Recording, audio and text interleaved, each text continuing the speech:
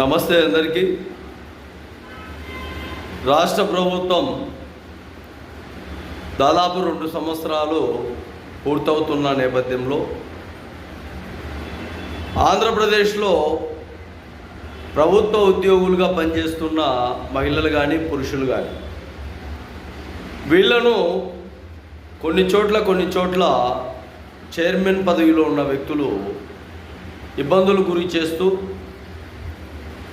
నానా రకాలుగా వాళ్ళను బెదిరిస్తూ మళ్ళీ వాళ్ళ దగ్గర నుండి డబ్బులు వసూలు చేస్తూ ఆ విధానంలో కొంతమంది చైర్మన్లు పెత్తనం సాగిస్తారు. ఈ పెత్తనం సాగించడం విధానంలో కూటమి ప్రభుత్వం ఎక్కడ కూడా ఏ విధంగా కూడా ఈ ప్రభుత్వ ఉద్యోగులకు అండగా లేకపోతే ప్రభుత్వ ఉద్యోగులు 62 సంవత్సరాలు ఉంటే అధికారం 5 సంవత్సరాలు మాత్రమే ఉంటుంది. ఇది బాగా గుర్తుపెట్టుకోవాలి. చైర్మన్లు కావచ్చు, చైర్మన్ తరహాలో ఉండే మెంబర్లు కావచ్చు, మెంబర్ విధానంలో ఉండే నాయకత్వం కావచ్చు, ఆ నాయకులతో పాటు చుట్టుపక్కల తిరిగే వ్యక్తులు కావచ్చు. ఈ 5 ఏళ్ల వ్యవధి కాల పరిమితిలో మీరు ఆ చుట్టుపక్కల ప్రాంతాల వరకే తెలుసు.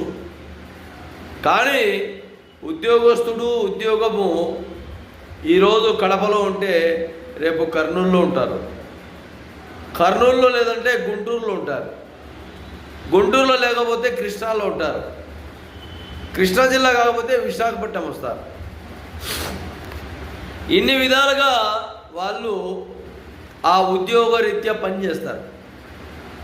కానీ మీరు మాత్రం ఎక్కడ ఉండే వ్యక్తులు అక్కడే ఉంటారు.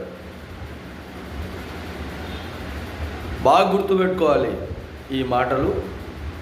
ప్రభుత్వ ఉద్యోగులను వాళ్ళు తప్పు చేస్తే, వాళ్ళు మోసపూరితంగా ఇబ్బందులు గురి చేస్తే, వాళ్ళు లంచాలు తీసుకుంటూ వాళ్ళు డబ్బులు పోగు చేసుకుంటుంటే మనము కొన్ని విషయాలలో వాళ్ళను బెదిరించే ప్రయత్నాలు చేయాల్సిందే, కట్టడి చేయాల్సిందే.